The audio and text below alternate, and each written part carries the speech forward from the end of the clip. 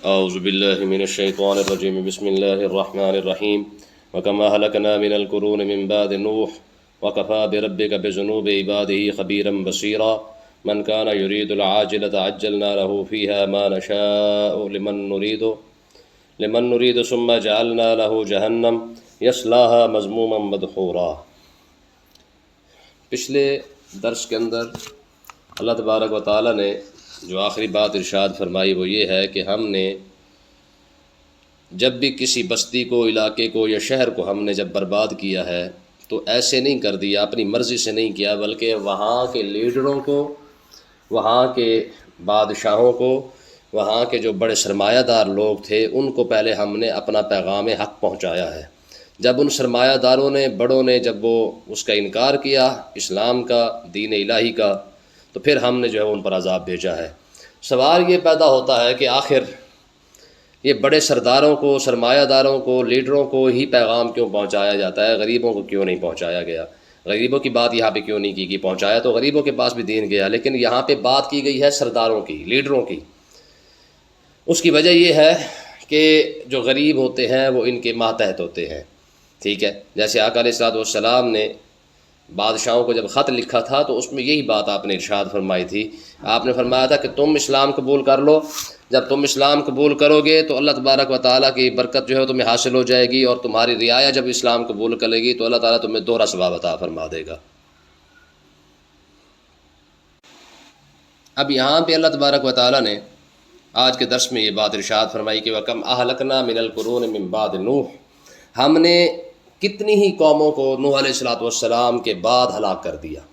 نوح علیہ الصلوۃ والسلام کا بار بار ذکر اس لیے کیا جاتا ہے کہ یاد رکھیں آپ کو، کیونکہ ثانی آدم بھی کہا جاتا ہے کہ آدم علیہ الصلوۃ والسلام سے پہلے، آدم علیہ الصلوۃ والسلام سے جو نسلیں چلی تھیں وہ نوح علیہ الصلوۃ والسلام تک آتے آتے ختم ہو گئی تھیں، اور اس کے بعد جتنی بھی اب نسل پھیلی ہے یہ وہی لوگ ہیں جو نوح علیہ الصلوۃ والسلام کی کشتی میں سوار ہوئے، اور ان کے اندر بھی یہی بات مشہور ہے کہ باقی سے نسل نہیں چلی ہے، کہ صرف نوح علیہ الصلوۃ والسلام کے 3 بیٹے جو حام سام یافس تھے، صرف انہی سے یہ نسل چلی ہے۔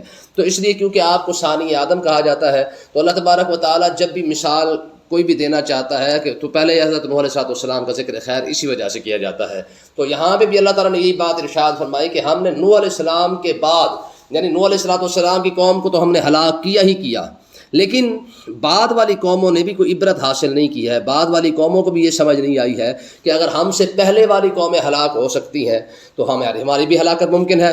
یہ ہو سکتا ہے کہ اللہ تبارک و تعالیٰ ہمیں بھی ہلاک کر دے، جیسے قوم عاد ہے، قوم سمود ہے، قوم لوط ہے، تو یہ ساری تباہ و برباد ہوئی ہیں، قوم شعیب ہے۔ تو اس طریقے سے ساری قومیں جو برباد ہوئی ہیں تو اللہ تبارک و تعالیٰ نے یہ مکہ والوں کو سمجھایا ہے۔ یہ یاد رکھیں، یہ جو آیت ہے یہ مکہ والوں کو جو ہے وہ سمجھانے کے طور پر بیان کی جا رہی ہے کہ تم اپنے آپ کو بڑا اتنا جو ہے وہ چودھری اور اپنے آپ کو وڈیرا اور سرمایہ دار اور پیسے والا نہ سمجھو، اور کسی بات پہ گھمنڈ نہ کرو، تمہارے پاس تو ہے ہی کچھ نہیں۔ ہم نے نوح علیہ الصلوۃ والسلام کے بعد جو بڑی بڑی تہذیبیں، بڑی بڑی قومیں، بڑی بڑی ثقافتیں جو لوگوں نے اپنے آپ کو عروج تک پہنچا دیا تھا، ہم نے جب انہیں برباد کر دیا ہے تو مکے والوں کی تو اوقات ہی کوئی نہیں، حیثیت ہی کوئی نہیں ہے، یہ تو بیچارے ویسے بھی ان کی کوئی اتنی خاص بات نہیں ہے۔ تو اللہ تبارک و تعالیٰ نے ارشاد فرمایا تم سے پہلے جو قومیں، مثال کے طور پر اپنا فرعون کی قوم گزری ہے، آپ ان کے محلات، ان کے باغات، ان کے طاقت، ان کے پیسے، روب اور سب کو دیکھیں تو بندہ پریشان ہو جاتا ہے۔ اس طرح قوم عاد ہے جن کی طاقت اور پاور کو ہم اکثر پڑھتے رہتے ہیں۔ تو اللہ تبارک و تعالیٰ نے مکے والوں کو ارشاد فرمایا کہ تم ذرا بات سمجھنے کی کوشش کرو کہ تمہارے بعد ہم نے کتنی قوموں کو ہلاک کر دیا ہے۔ اور اگلے الفاظ دیکھیں، فرمایا وَكَفَىٰ بِرَبِّكَ بِذُنُوبِ عِبَادِهِ خَبِيرًا بَصِيرًا، کہ اللہ تبارک و تعالیٰ نے ارشاد فرمایا کہ اے محبوب آپ کا رب بھی اس بات پر کافی ہے۔ کون سی بات پر؟ بِذُنُوبِ عِبَادِهِ، کہ وہ اپنے گناہوں کو خبیرًا بصیرا، دیکھنے والا بھی ہے اور خبر رکھنے والا بھی ہے۔ یعنی اے محبوب آپ کے یہ جو میرے بندے جو گناہ کرتے ہیں، میں کہ آپ کا رب جو ہے وہ ان کے گناہوں کو دیکھ بھی رہا ہے اور علم والا بھی ہے، ان کے گناہوں کی خبر بھی اللہ تبارک و تعالیٰ کو ہے۔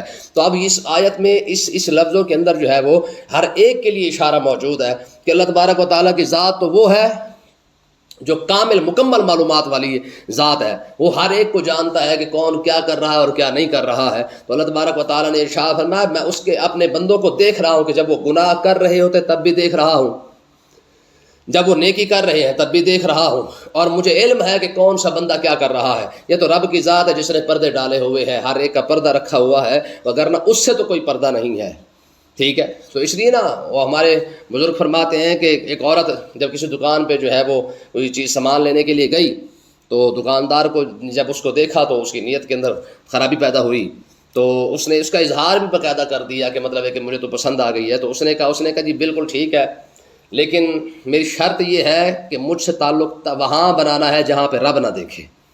اب ظاہر یہ تو ممکن ہی نہیں تھا، ٹھیک ہے، تو اسی وقت اس نے توبہ کر لی ہے. تو کہنے کا مقصد یہ ہے کہ اسی طریقے سے فاروق اعظم رضی اللہ تعالیٰ عنہ کے دور کے اندر بھی یہ واقعہ بڑا مشہور ہوا تھا، اور باقاعدہ اس کا جو ہے وہ ذکر بڑا اس صحیح طریقے سے کیا گیا کہ جناب اعلیٰ ہر ایک بندے تک یہ خبر پہنچ گئی تھی کہ فاروق اعظم رضی اللہ تعالیٰ عنہ کے دور کے اندر ایک نوجوان جو ہے وہ مسجد نبی شریف میں نماز پڑھنے آیا کرتا تھا. تو راستے میں ایک عورت تھی جو انہیں ہمیشہ جو ہے وہ ورغلانے کی کوشش کرتی، اپنے پاس بلانے کی کوشش کرتی. تو ایک مرتبہ جو ہے وہ جب وہ نوجوان نماز پڑھ کے واپس جا رہا تھا تو جب اس عورت نے بلایا تو وہ بھی مائل ہوا اور چلا گیا اندر، ٹھیک ہے. تو جیسے ہی وہ اس کے قریب جانے کی کوشش کی تو اچانک اس کے دل میں خیال آیا کہ یار میرا رب مجھے دیکھ رہا ہے. اتنی بات خیال آنے کی دیری تھی، وہیں پہ گرا اور فوت ہو گیا. جب وہ فوت ہوا تو اس عورت نے اٹھا کے ڈر کی وجہ سے جو ہے کہ یہ قتل کا الزام جو ہے مجھ پر ہی نہ لگ جائے، تو اس نے وہ لاش کو اٹھایا اور اٹھا کے جو ہے وہ باہر رکھ دیا. باہر رکھا، جب ظاہر ہے پیچھے باپ تھا، جب خبر پہنچی کہ جناب والا آپ کا بیٹا جو ہے وہ فوت ہو چکا ہے، وہ جب لینے کے لیے آیا تو اس نے بیٹے کو اٹھایا اور اس تک بات بھی پہنچ گئی کہ یہ مسئلہ، یہ ماجرا بنا ہے. تو اس نے جا کے جو ہے وہ دفنایا. دفنانے کے بعد جو ہے وہ بات ختم ہو گئی. لیکن جب یہ معاملہ فاروق اعظم رضی اللہ تعالیٰ عنہ کی خدمت میں پیش کیا گیا کہ حضرت ایسے معاملہ ہوا ہے کہ نوجوان خوف خدا کی وجہ سے ہی فوت ہوا ہے، تو آپ نے فرمایا چلو پھر مجھے چل کے دکھاؤ ذرا اس کی قبر. فاروق اعظم رضی اللہ تعالیٰ عنہ جو ہے وہ اس کی قبر پر باقاعدہ آئے اور آ کر اس نوجوان کی قبر پہ کھڑے ہو کے آپ نے ارشاد فرمایا، میں کہ نوجوان ذرا بتا، جو رب نے وعدہ کیا ہے وَلِمَنْ خَافَ مَقَامَ رَبِّهِ جَنَّتَانِ، کہ جو میرے خوف سے ڈر جاتا ہے میں اسے 2 جنتیں عطا فرماتا ہوں. کہ بتا یہ رب کا وعدہ سچا ہوا کہ نہیں ہوا ہے. ہمارے بزرگ فرماتے ہیں کہ فاروق اعظم رضی اللہ تعالیٰ عنہ نے جب قبر والے سے پوچھا نا اس نوجوان سے کہ بتا یہ رب کا وعدہ سچا ہوا کہ نہیں ہوا ہے، تو قبر سے آواز آئی کہ امیر المومنین، واقعی رب نے اپنا وعدہ جو ہے وہ سچا کر دیا ہے. جب انسان کے دل میں یہ خیال آ جاتا ہے کہ یار میرا رب مجھے دیکھ رہا ہے، تو مجھے آپ بتائیں، اس لیے میں بار بار اکثر درس قرآن کے اندر یہ بات کرتا ہوں کہ ہماری قوم کو غلط طریقے پر لگا دیا گیا ہے. آپ دیکھیں جگہ جگہ پر لکھا ہوتا ہے کیمرے کی آنکھ دیکھ رہی ہے، اور ظالمو یہ جو بات کرتے ہو کیمرے کی آنکھ دیکھ رہی ہے، کاش ہم لوگوں کے دل میں یہ بات بٹھانے کی کوشش کرتے نا کہ یار رب دیکھ رہا ہے.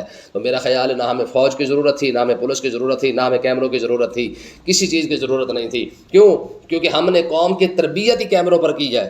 اگر ہم نے قوم کی تربیت اس بات پر کی ہوتی کہ یار رب دیکھ رہا ہے تو میرا خیال ہے کہ پھر ہمیں کسی چیز کی ضرورت بھی نہیں تھی. تو ترجیحات کا مسئلہ ہوتا ہے کہ ہماری تو ترجیح یہ ہے کہ ہم نے تو ہماری قوم کو لگا ہی مادی چیزوں پر لگا دیا ہے. مادی چیزیں ہیں تو ٹھیک، نہیں ہے تو پھر اس کے بعد جو ہمارا اللہ خیر صلاح ہو جاتا ہے. تو اللہ تبارک و تعالیٰ نے ارشاد فرمایا کہ وَقَفَا بِرَبِّكَ بِذُنُوبِ عِبَادِهِ، اے محبوب آپ کا رب اپنے بندوں کے گناہوں کو دیکھنے والا کافی ہے.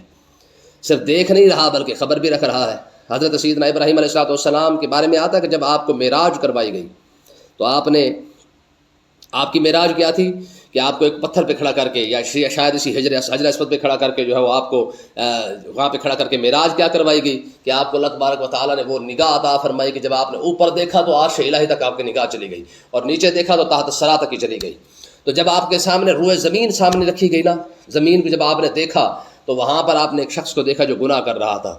تو ظاہر ہے خلیل اللہ نے جب دیکھا کہ رب کی نافرمانی جو ہے ایک بندہ کر رہا ہے تو ہاتھ اٹھایا کہ پروردگار اسے ہلاک ہی کر دے، تیری نافرمانی کر رہا ہے. وہ بندہ وہیں پہ فوت ہوا. پھر دیکھا ایک اور بندہ کر رہا ہے تو اللہ تبارک و تعالیٰ نے ارشاد فرمایا میرے خلیل کسی کے لیے دعا نہ کر، تو آج دیکھ رہا ہے میں ان کو روز دیکھتا ہوں. اور یہ حقیقت یہی ہے کہ یار ہمیں رب جو روز جو دیکھتا ہے اس کے باوجود بھی وہ کرم فرما رہا ہے. لیکن کیونکہ اس کی وجہ یہ ہے کہ اس نے وعدہ جو کر رکھا ہے کہ محبوب ما کان اللہ لیعذبہم وانت فیہم، اب انہیں دیکھو یا تیرے محبوب رخ انور کو دیکھو. وجہ تو صرف یہی ہے کہ پچھلی قوم گناہ کرتی تھی تو ان کو تو فوراً جو ہے سزا دے دی جاتی تھی. لیکن اب بات یہ آ جاتی ہے کہ جب ان کے گناہوں کو دیکھتا ہوں تو پھر تیری امت ہونے کا خیال آ جاتا ہے، تو اس وجہ سے ان پر جو ہے رحم کرم کر دیا جاتا ہے.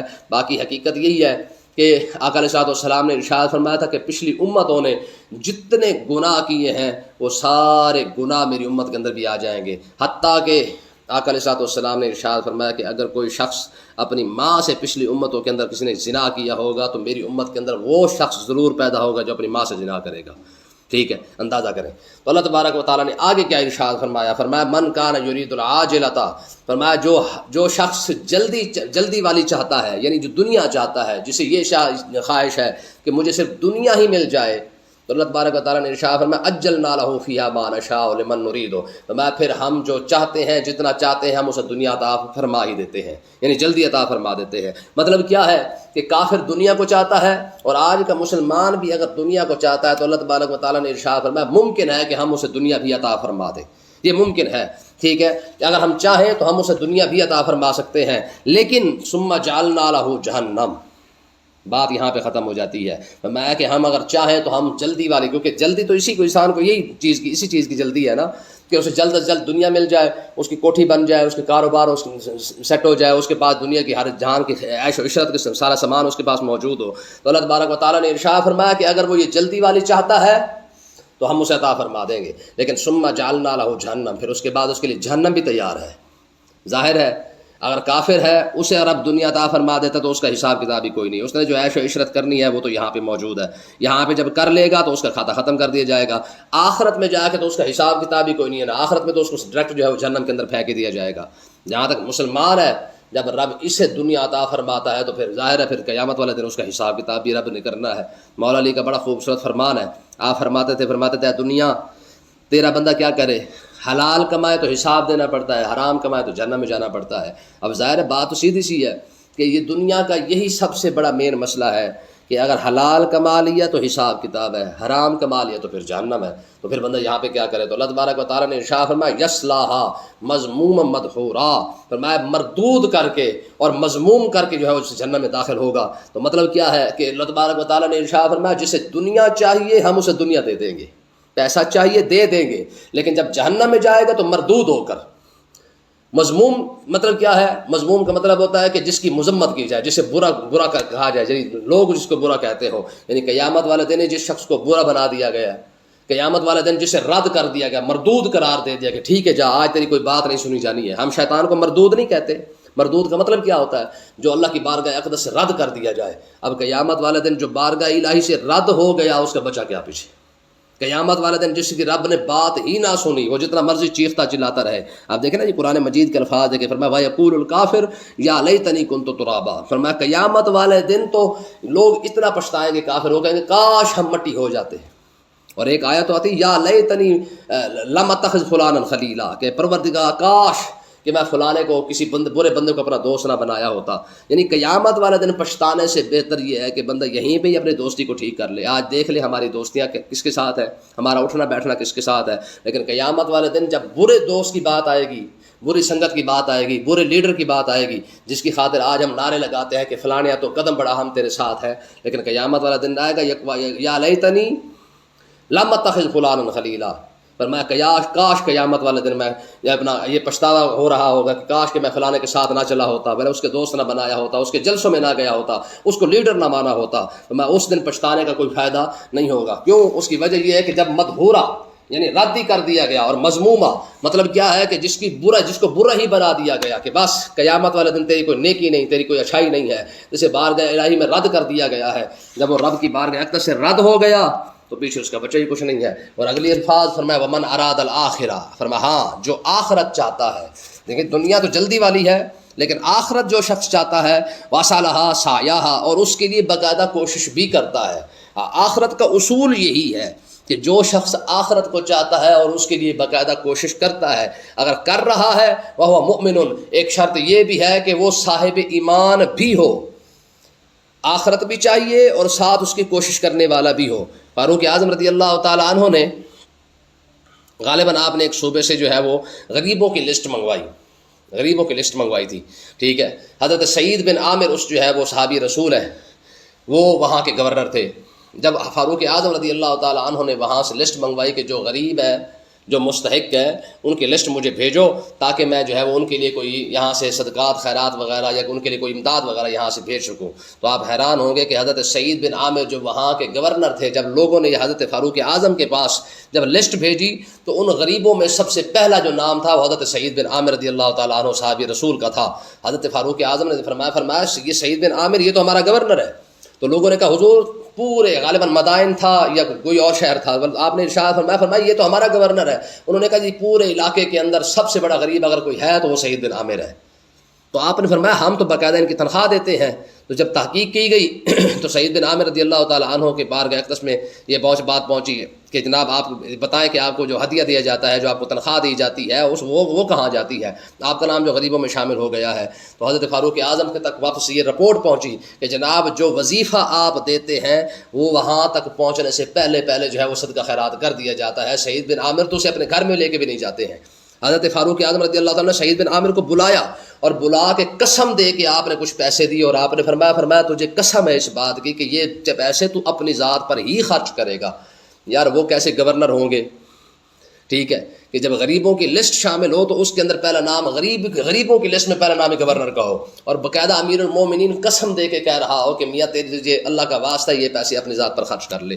آپ اندازہ کریں وہ وقت بھی مسلمانوں کا تھا، وہ دور بھی ہمارے بزرگوں کا تھا. تو اللہ تبارک و تعالیٰ نے ارشاد فرمایا من اراد الآخرہ. ہاں تو جو بات کرنے والی تھی کہ سعید بن عامر رضی اللہ تعالیٰ نے اپنی بیوی سے فرمایا کہ اگر دنیا چاہیے تو پھر مجھے چھوڑ کے جا سکتی ہے. میں نے اپنی زندگی کو آخرت کے لیے وقف کر دیا ہے اور میں کوشش ساری زندگی یہی کرتا رہوں گا کہ اللہ تبارک و تعالیٰ مجھے دنیا نہ دے، مجھے آخرت کا صلہ عطا فرما دے. ٹھیک ہے، تو اب کوشش بھی اندازہ کریں یہ کوشش تھی. تو اللہ تبارک و تعالیٰ نے ارشاد فرمایا کہ جس شخص نے آخرت کا ارادہ کیا وصلھا سعیھا.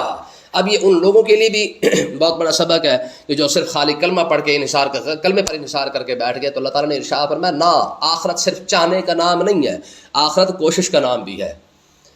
یعنی اس کا مطلب یہ کہ آخرت صرف خواہش سے نہیں ملے گی، جس طرح ہماری قوم کہتی ہے جناب اللہ ہم نے تو جانا اور جاتے ہی ہم نے بخشے جانا ہے. فرمایا کہ یہ خواہش کرنے سے کچھ بھی نہیں ہوگا. وصلھا سعیھا، آخرت کی جو جنت کی جو خواہش ہے وہ صرف خواہش پر نہیں ملے گی بلکہ اس کے لیے باقاعدہ کوشش بھی کرنی پڑے گی. اور کوشش کے لیے پہلی شرط کیا ہے؟ وہ مؤمن، کہ وہ بندہ جو کوشش کر رہا ہے وہ صاحب ایمان بھی ہونا چاہیے. تو اس کا مطلب یہ ہے کہ ہمارے لیے سب سے پہلی بات جو اس کے اندر اس آیت کے اندر وہ یہ ہے کہ پہلے ہم اپنے ایمان کو چیک کریں کہ ہم صاحب ایمان ہیں بھی صحیح کہ نہیں، ہمارے ایمان کا بیڑا غرق تو نہیں ہو چکا.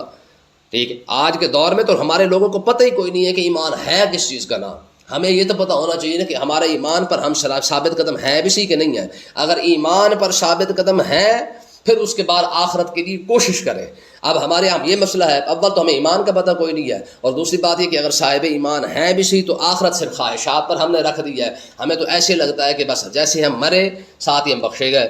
تو یہ اتنی آسانی والا معاملہ نہیں ہے. تو اکثر ہمارے بزرگ فرماتے ہیں کہ یار دنیا کے اندر کوئی بھی چیز جو ہے وہ بغیر کوشش کے بغیر محنت کے نہیں ملتی ہے. آخرت جیسی اتنی بڑی عظیم الشان چیز جو ہے وہ بغیر محنت کے کیسے مل جائے گی؟ تو اللہ تبارک و تعالیٰ نے ارشاد فرمایا فَأُولَٰئِكَ كَانَ سَعْيُهُم مَّشْكُورًا. فرمایا کہ جن لوگوں نے آخرت کو حاصل کرنے کے لیے کوشش بھی کی ہے مشکورہ، فرمایا ان کی قدر بھی کی جائے گی. ہاں ایسا نہیں ہوگا کہ قیامت والے دن بے قدری نہیں ہونی کسی کی. جس شخص نے جتنی محنت کی ہوگی فرمایا قیامت والے دن ہم ان کے اچھے عمل کرنے کی جو قدر ہے وہ ہم قیامت والے دن ان کو صلہ بھی عطا فرمائیں گے. کیسے صلہ ہوگا؟ فرمایا قیامت والے دن جب لوگ دھوپ کے اندر کھڑے ہوں گے رب قدر کیا کرے گا؟ رب عرش الہی کا سایہ عطا فرما دے گا. جہاں لوگ پل صراط پر ڈر رہے ہوں گے وہاں پہ پل صراط سے وہ گزر کے جو ہے وہ پار ہو کے کھڑے ہوں گے، انہیں پتہ ہی نہیں چلے گا کہ پل صراط ہے کہاں پر. جہاں پہ لوگ نامہ اعمال پہ پھنسے ہوں گے وہاں پہ لوگ جو ہے وہ نیک اعمال والے جو ہے وہ جنت کے دروازے تک پہنچ چکے ہوں گے. تو اس کا مطلب یہ ہے کہ قیامت والا دن نا وہ قدر والا دن ہے، جہاں پہ ہر بندہ مومن کی قدر ہونی ہے، جہاں پہ اس کے ایمان کی قدر ہونی ہے، جہاں پہ اس کے اعمال کی قدر ہونی ہے، جہاں پہ اس کی ہر ایک بات کی قدر کی جائے گی جو نیکی کے راستے میں کی ہوگی. حتیٰ کہ آقا علیہ الصلوۃ والسلام نے کیا ارشاد فرمایا کہ اگر بندہ مومن ایک راستے سے کانٹا بھی ہٹا دیتا ہے تو اللہ تبارک و تعالیٰ جو ہے اس کا بھی اس کو صلہ عطا فرمائے گا. اور ایک اور بات حضور نے ارشاد فرمایا کہ اگر کوئی بندہ مومن صدقہ کر دے، ایک کھجور بھی صدقہ کر دے، فرمایا قیامت والے دن رب اسے بڑھا کر جو ہے احد پہاڑ کے برابر کر کے اسے عطا فرما دے گا. یہ بندہ مومن کے ایمان کی وجہ سے اس کے عمل کی قدر اللہ تعالیٰ جو ہے وہ قیامت والے دن کرے گا. آپ اندازہ کریں کہ آج لوگ صدقہ خیرات کرتے ہوئے پریشان ہو جاتے ہیں کہ ہم اتنا کیسے کریں، کہاں سے کریں. ٹھیک ہے، اور بھائی ذرا دیکھو تو رب صدقے کی قدر کتنی کرتا ہے. اگر آپ نے ایک کھجور صدقہ کیا تو قیامت والے دن رب اس کو احد پہاڑ جتنا بڑھا کے آپ کو واپس کرے. مجھے بتائیں دنیا کائنات کے اندر کیا پوری کائنات کے اندر رب سے بڑا قدردان کوئی نہیں ہے. ٹھیک ہے، اس سے بڑی قدر کیا ہو سکتی ہے کہ اگر کوئی شخص یار اس کی بارگاہ اقدس میں ایک بار بھی رو پڑے اور آنکھ سے آنسو نکل آئے تو اس آنسوؤں کے صدقے اللہ تبارک و تعالیٰ سارے گناہ معاف فرما دے. تو رب سے بڑا قدردان کون ہے؟ ہاں یہ اور بات ہے کہ ہم قدر نہیں کروا پائے، ہم بے قدرے لوگ ہیں، ہم نے رب کی قدر نہیں کی ہے. ٹھیک ہے، مگر نہ ٹھیک ہے نا، حدیث پاک کے اندر آتا ہے نا کہ ما عرفنا کا حق کا معرفت کا، ما عبدنا کا حق کا عبادت کا، کہ پروردگار ہم تو تیری اس طرح عبادت ہی نہ کر سکے جس طرح عبادت کرنے کا حق ہے، ہم تو تجھے اتنا پہچان بھی نہ سکے جس طرح تجھے پہچاننے کا حق تھا. ٹھیک ہے، مطلب کیا ہے کہ اگر اللہ تبارک و تعالیٰ جو اتنا قدردان ہے تو کاش ہم بھی اس کی قدر کر لیتے. اللہ پاک ہمیں سمجھنے کی توفیق عطا فرمائے. وآخر دعوانا الحمدللہ.